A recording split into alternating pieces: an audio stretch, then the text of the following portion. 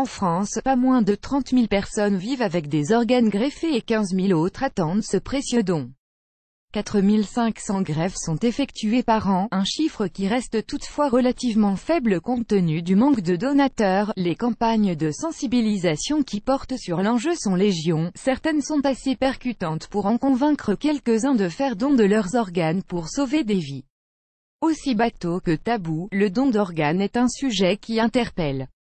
Qui de nous n'a pas marqué un temps de pause, devant ses freins conscients et inconscients, avant de répondre à la question « Accepterais-je de faire don de mes organes pour sauver des vies ?» Le décalage entre la volonté et la réalité se creuse. Si 79% des Français sont pour cette pratique, seuls 67% ont été prélevés.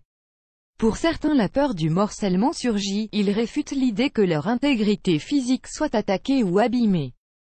Pour d'autres, l'angoisse du démembrement de la chair de leur chair est insupportable à imaginer. Ad choice is advertising red invented by TED. Ad choice is advertising red invented by TEADS. Quand la mort fauche et que le monde s'écroule autour des proches du défunt encore en état de choc, dire oui au médecin qui demande à prélever le cœur ou les poumons de son fils pour qu'un autre puisse vivre est difficile à assimiler. Une fois sur trois, la famille du défunt refuse le don d'organes. Ce déni du don serait en fait un déni de la mort. La plupart des refus sont exprimés sous l'effet du choc ou de la sidération. Dans un moment d'extrême détresse, les proches aux prises avec ces instants tragiques peinent à surmonter le déchirement physique. Le seul lien qui les relie au défunt est charnel et passe par la caresse d'un bras, du visage. Impossible d'envisager que ce corps soit touché. Don de soi, don de vie sur le principe on est partant. Or les organismes de santé manquent cruellement de donneurs car paradoxalement cette acceptation ne se retrouve pas sur les cartes de donneurs. La donne a changé grâce à l'amendement de la loi santé entré en vigueur dès le 1er janvier 2017. Les Français sont tous donneurs par défaut, un amendement qui a pour but de pallier à un manque accru d'organes car les décès des patients attendant une greffe demeurent trop élevés en France. Les modalités de refus sont désormais plus encadrées. Toute opposition doit être signifiée, de son vivant, sur le registre national des refus. Si tel n'est pas le cas, les proches ne pourront plus intervenir dans la décision. Les personnes qui s'opposent au don d'organes pourront également notifier leur choix sur un document acté et signé qu'elles pourront confier à un proche. Bien qu'ayant augmenté, les dons demeurent insuffisants face au nombre de patients en attente d'une greffe. Quand on doit parler sur un sujet aussi profond que le don d'organes et sensibiliser le plus grand nombre, l'émotion est la meilleure arme.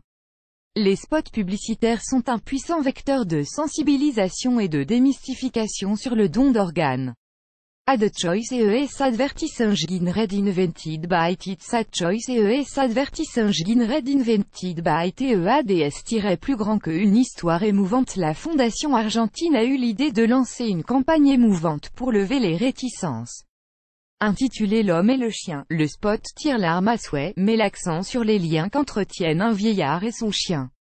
La trame du court-métrage s'inspire de l'histoire de Hachiko, ce chien célèbre au Japon pour avoir inlassablement attendu son maître disparu, à la gare de Shibuya pendant des années.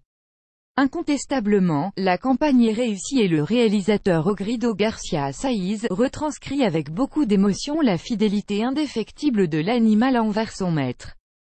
Les deux sont tellement attachés, qu'ils ne se quittent jamais. Le soir venu, le vieil homme fait un malaise devant la télévision. L'ambulance l'emmène aux urgences, suivie par le chien qui lui court après. La pauvre bête est interdite d'accès à l'hôpital et reste plantée devant la porte. Une nuit, puis deux passent, les jours se succèdent et son maître n'a toujours pas franchi le seuil de l'hôpital. Quelques jours plus tard, le chien est toujours en poste devant le portail, lorsqu'une femme en sort en chaise roulante.